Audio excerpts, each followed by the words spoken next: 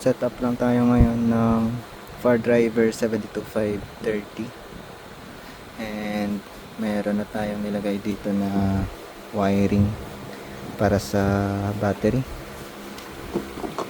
Ito lang siya. Yun, meron akong Anderson na connector doon na hindi na ginagamit, so pinutol ko lang and inattach ko lang dito sa cable na to, which is para sana to sa ating inverter, 12 volts na inverter. So meron siyang dalang ganitong cable, yan, so ito na lang yung ginamit ko. Meron naman siyang dalang screw, yung controller, ito siya. So ito, attach na natin yung dalawa dito. So dalawang to inattach na natin dito. So ito yung para sa battery plus and battery minus. Then attach na lang tayo mamaya ng electric motor once na confirm na natin na gumagana siya. And ito yung kanyang screw para dito sa ating phase wires ng electric motor. So ito naman yung mga connector niya. Yan, medyo madami na din siya. Dami kasing alikabok. And yan, connect lang natin to dito. Yun, so hindi mo naman siya ma-accidentally mabaliktad kasi meron dito, ayun, meron siyang guhit dito na side, dalawa. Pero dito is wala. Yan.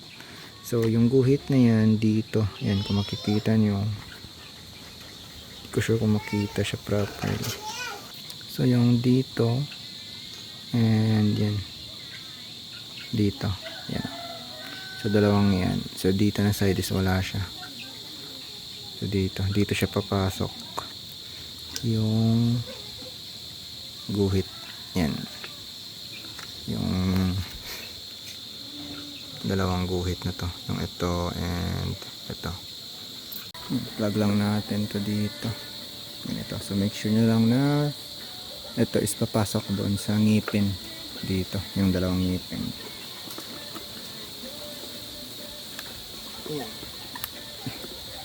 Meron naman siyang lock dito,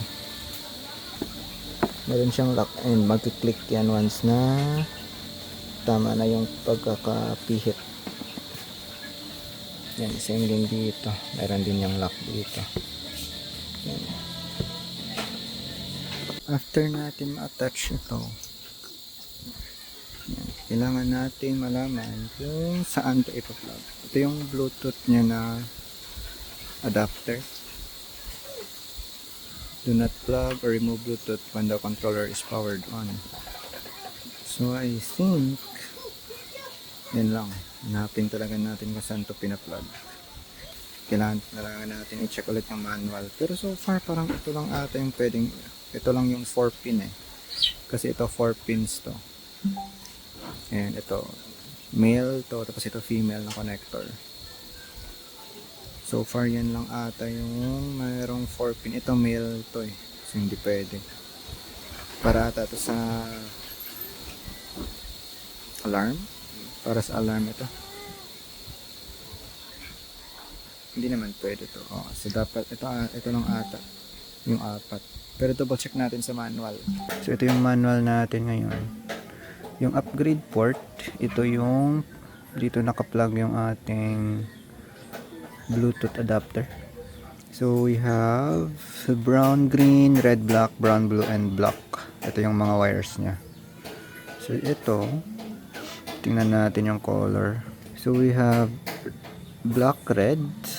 So meron tayong black, red and black, red and black, tapos yung serial, red and black, then brown, blue. Ito brown, blue. Then we have brown, green. Ito brown, green dito sa kanyang wires, brown, green, and yung black. Ito, so ika-4. So tama, lahat ng mga colors dito is nagmatch dito sa upgrade port nya. So dito natin ipa-plug yung Bluetooth adapter. Sige, try natin. Plug lang natin ngayon. Ito siya. Yan. So naka-plug na. And then try natin i-plug to sa battery. Pero before natin siya i-plug sa battery, need natin i-turn off muna yung BMS ng battery para hindi siya mag-spark or baka hindi magkaroon ng arc pag pinag na natin yung battery. Yan, so nabuksan na natin yung JK BMS natin dito. Buksan natin sinadesh ko. So sinadesh ko right now is naka-on yung charge and discharge niya dito. So need natin muna i-turn off yung charge and discharge niya. So punta tayo dito sa control. Then after ng control, verify lang password. Tapos off lang natin yung charge and discharge. Yan, so para ma-power off, para walang power yung battery terminals niya. Then i-plug lang natin to doon sa battery ngayon. Try muna natin na ganito lang. So ito yung battery plus and battery minus natin is nakakabit na ngayon sa BMS at yung sa battery natin. Yan. Sige, try natin muna i-on. Na I think kailangan pa natin to ikabit sa ignition niya ata para ma-turn on natin. Pero try lang natin na wala mo ng ignition para ma-check natin kung ano magiging status niya pag in-on natin. Wait lang, layo lang natin yung phone, baka magkaroon ng spark or something, baka sumabog to. And yun, pag sumabog medyo mahal kasi to yung power driver natin, mga around 15k yung price niya.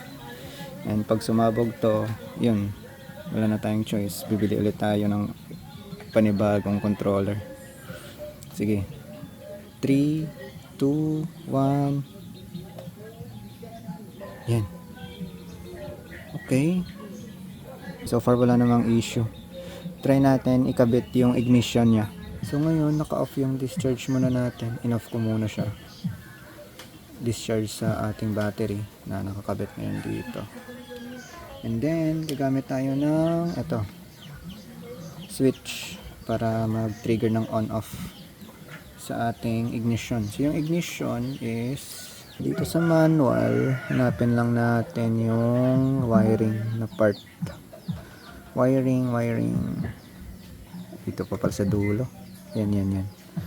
So dito, yan, meron tayo dito. Yan, yung electric door lock.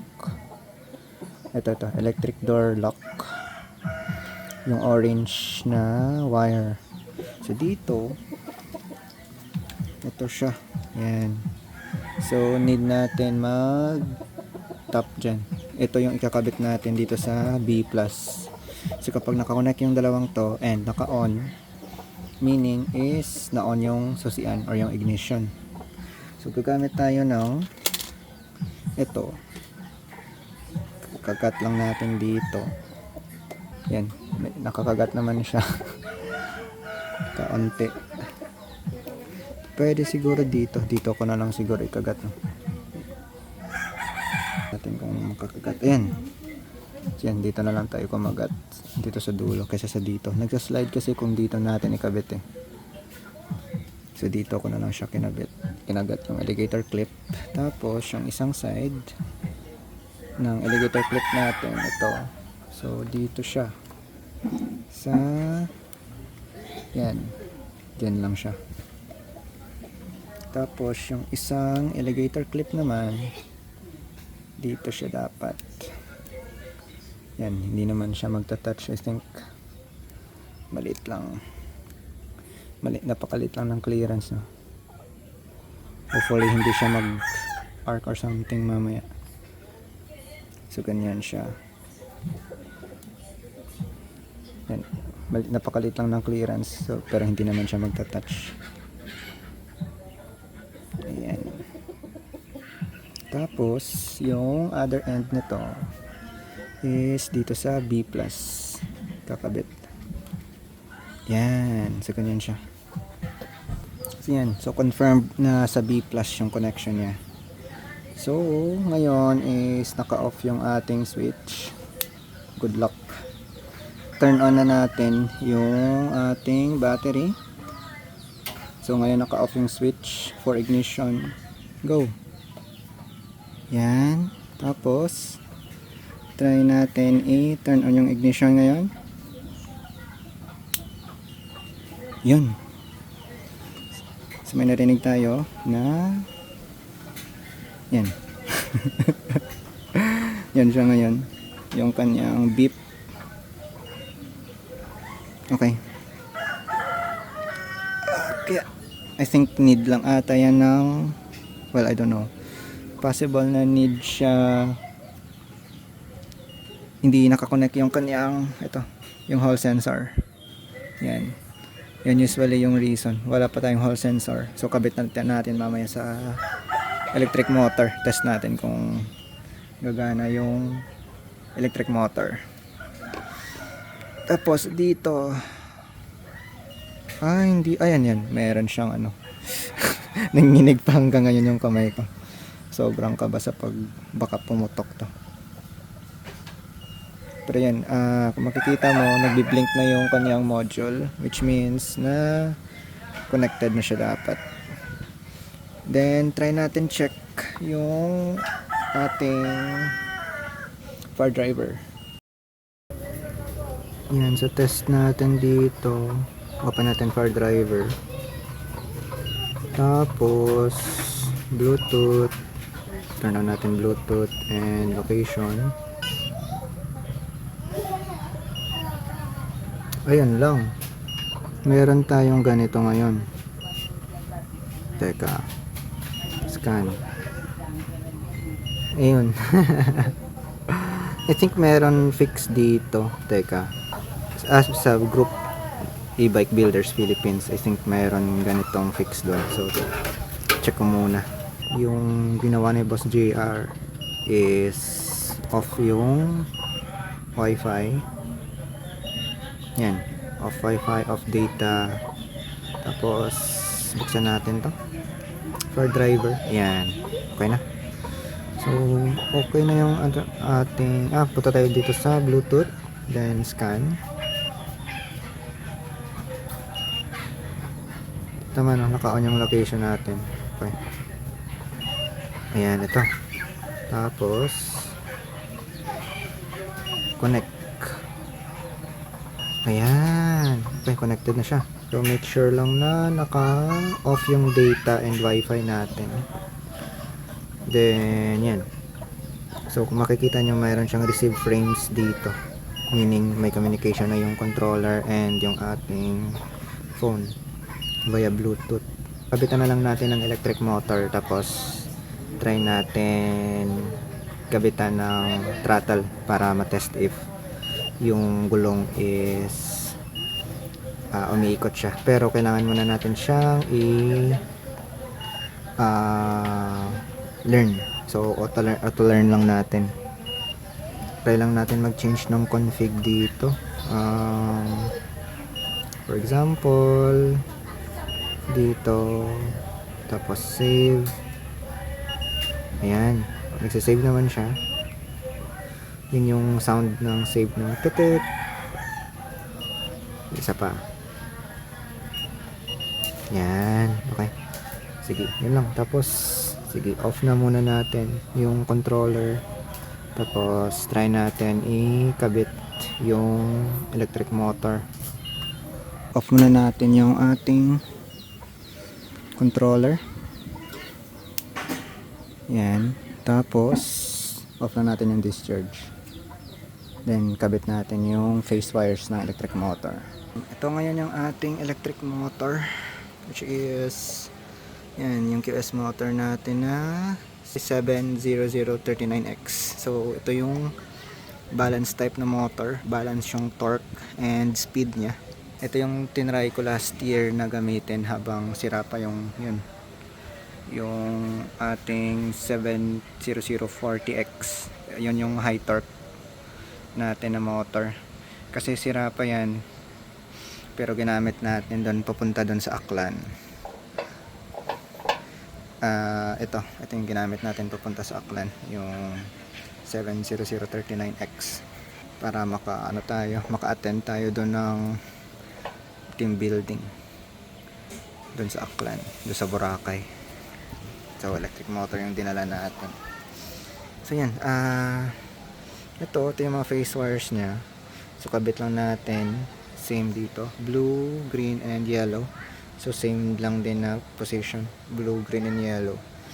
Tapos i-program natin yung electric motor. Okay? So walang power ngayon dyan sa ating controller. Walang power to. Ang screws, tapos napag lang natin dito. Then yung blue is dito siya pupunta. So blue,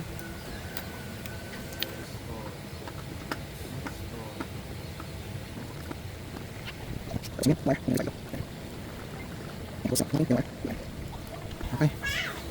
So yan, nakakonect na yung face wires natin. Try natin ulit pandarin. Ay hindi, nakalimutan ko yung ating mga hall sensor pala. Yan, kabit lang natin yung hall sensor. I think yung isang hall sensor nito parang sira na ata. So hinihintay ko na lang masira yung isa pang hall sensor para buksan ko. Pero gumagana pa naman yung isa, so hindi ko pa muna binubuksan. Yung magiging problem lang nito is kapag nagbabiyahe tayo and nasira yung isa pang hall sensor, yun, no choice tayo, magtutulak talaga tayo, or kung malayo tayo dito, magpapakarga talaga tayo sa sasakyan. Yan. So na-connect na natin yung kanyang hall sensor and ito, tapos energize muna natin yung ating controller. Yan, tapos yung BMS na to, ito yung nagsaserve as parang ating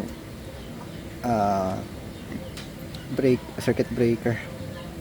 So discharge, tapos turn on natin yung ignition.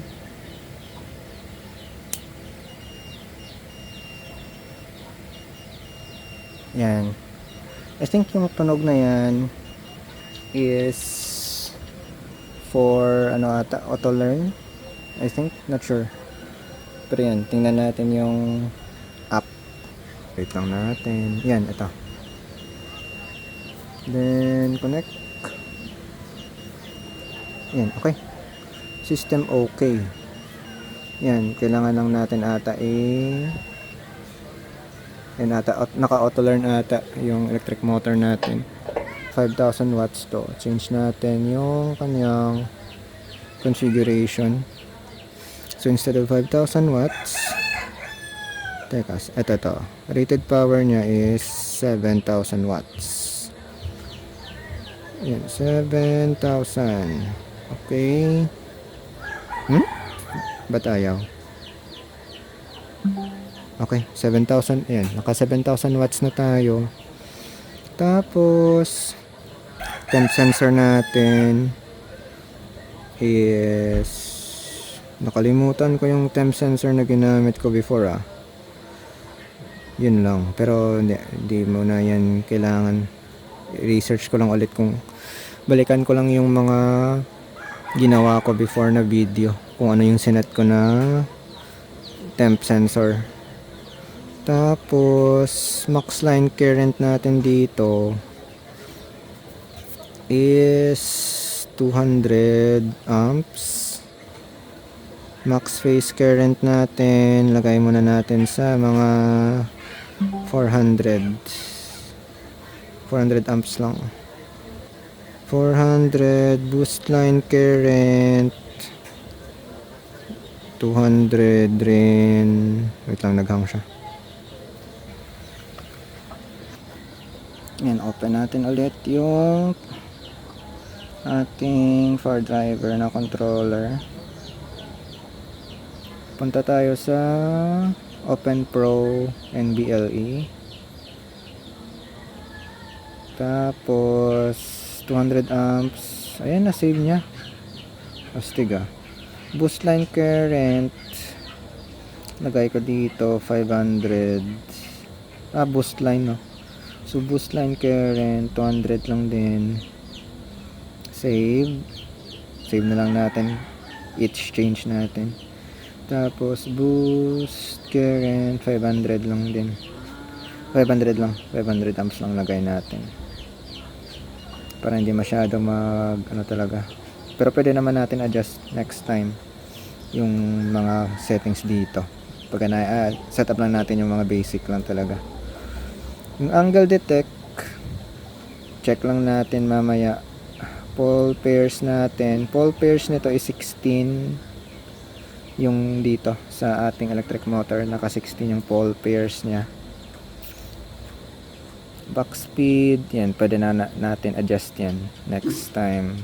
Once na nakakabit na talaga siya sa nakakabit na siya sa scooter natin. Ano pa ba? Weak character, phase exchange, weak response, release throttle, 4.1, set yan lang muna siya for now. Tapos ratios in speed, sa as is na lang muna natin. Ito as is lang din to. Yan, sige, as is na lang muna siguro to yung ibang data natin for now. Tapos i-auto learn natin siya. Try natin muna siya i-auto learn. Okay.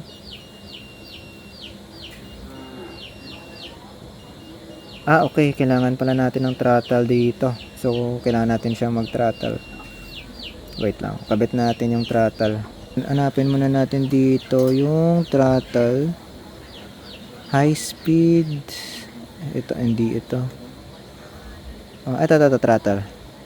So, yung throttle is black, green, and white yung wire niya. So, hanapin natin dito sa ating wire. Ito yung throttle pala natin. Wait lang, screw ko muna to para hindi siya mag-alog-alog. So backup throttle lang natin to just in case na masira yung throttle natin. So bumibili na ako ng extra na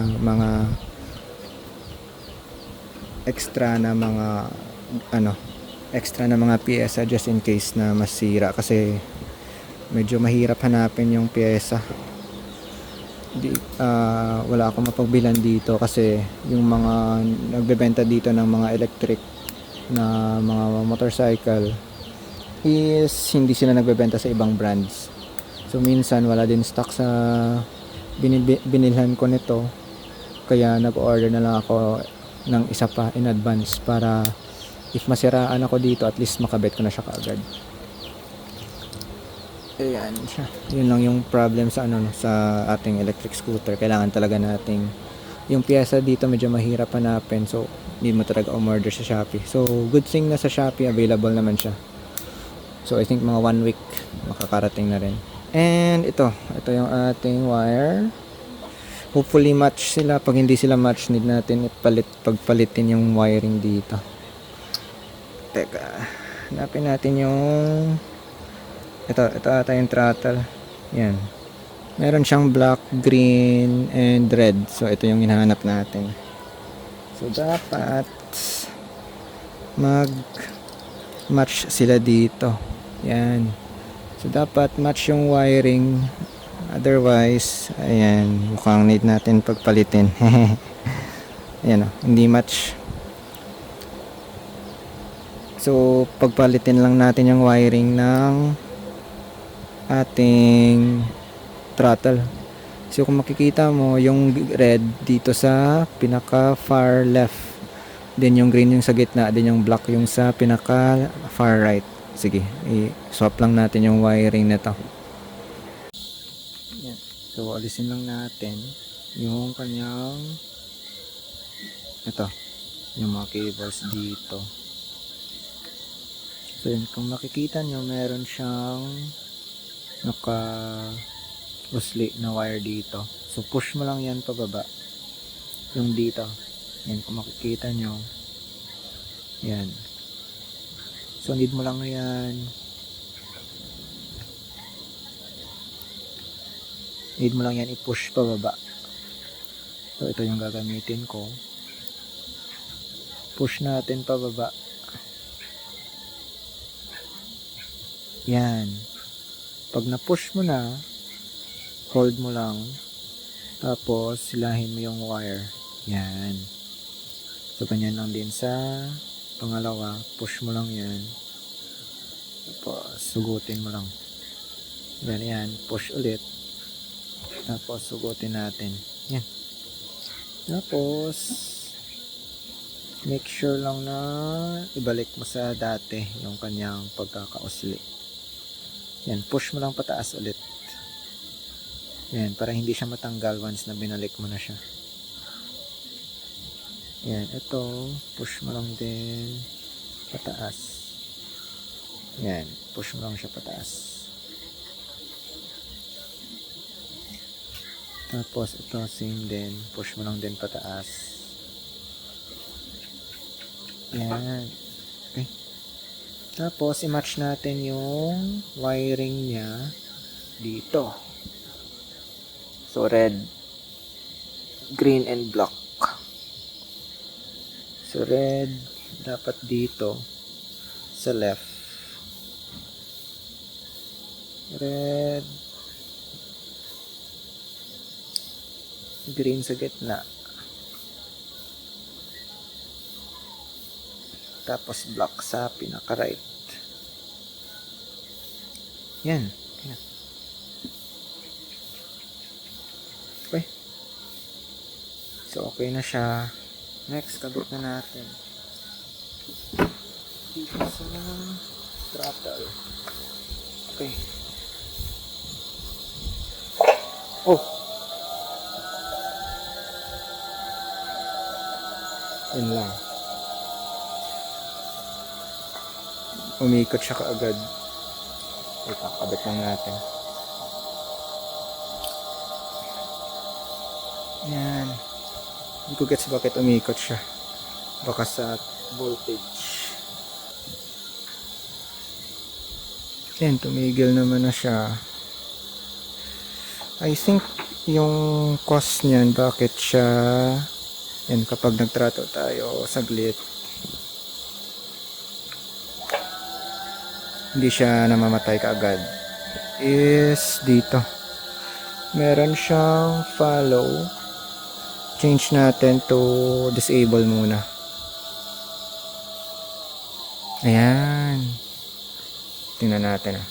Throttle ulit natin, kasi kapag nag-change tayo ng settings, namamatay yung motor. Try natin i-throttle ulit. Yan, okay na. Uy!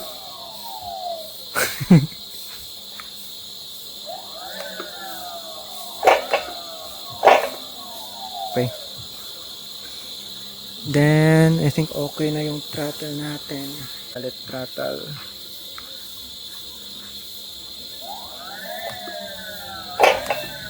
Yun lang.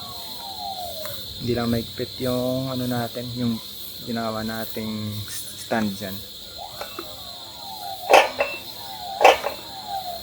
Yan, okay. Pero okay naman siya. Then, yung sa auto learning, kailangan natin yung punta tayo dito sa return muna tayo. Return to simple mode. Tapos, punta tayo dito sa graph. Then, auto learn. Okay. Then, ito lumalabas is exit learn. So, habang tumutunog yan, throttle lang natin hanggang sa mamatay yung motor.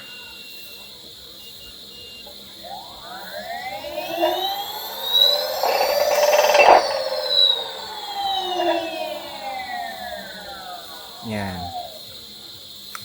So, pag namatay na yung electric motor, done na yung auto learning niya. So, exit learn lang tayo. Tapos, tingnan natin yung OpenPro and NBLE.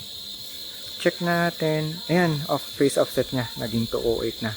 So, yung phase offset, yan yung indicator natin. Nakalimutan ko yung value niya dito, pero hindi 208 to kanina eh. So, pag nagbago yan, yung phase offset, meaning okay na yung auto learning natin. Pero, ayun, isang indicator din na gumagana na yung auto learn niya kasi gumagana yung, meron na tayong energy regenerate.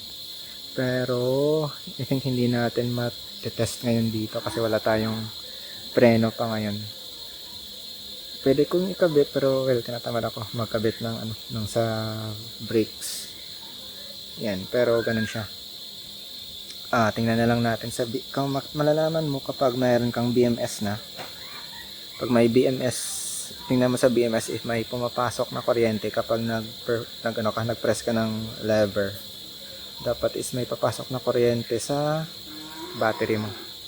Doon malalaman na gumagana na yung auto learning natin. Yun yung indicator ko kasi before walang pumapasok na kuryente before.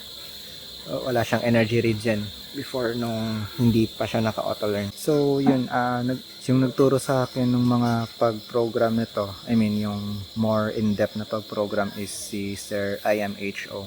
Pero I think hindi na active yung YouTube channel na ngayon. Sir IMHO. Next natin is meron kasi ditong ito sa follow one. Pwede tayong ito yung AABS when brake valid is ito yung para sa kapag nag-press ka ng brake lever, meron siyang energy regen. And meron din tayong AABS when release throttle. Yung expectation ko nito is kapag nag-release tayo ng throttle is meron siyang energy regen. Pero noong hindi pa natin siya na auto learn, meron siyang yung behavior niya kasi before nung hindi pa siya naka auto learn is umiikot lang siya pabalik. So kapag halimbawa nag-press tayo ng brake lever, no, yung kasi wala pa tayong auto learn, wala siyang regen, pero yung behavior ng electric motor is umiikot siya pabalik, pero walang balik na current or walang charge current na pumapasok sa battery. Pero nung ayun, so pag press mo ng brake lever, umiikot siya pabalik, walang charge current nung hindi pa siya naka-auto learn. Tapos ito yung ABS when release throttle, pag release ko ng throttle, umiikot rin siya pabalik. Yan, ganyan yung behavior niya. Pero nung tinry ko na siya auto learn, hindi na wala siya, yung pag-press mo ng brake lever, meron na siyang charge current kasi naka-auto learn na siya.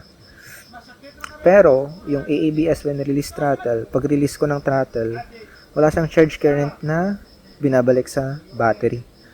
So hindi ako sure kung yung baka may mali lang ako na configure dito or something. Kasi yung expectation ko is pag release ko dapat ng throttle, meron siya agad regen sa meron siyang energy regeneration sa ating electric motor. I mean sa battery natin. May balik siya dapat na current sa battery. Pero well, hindi ko sure ano yung possible issue niya, bakit nang ganun siya.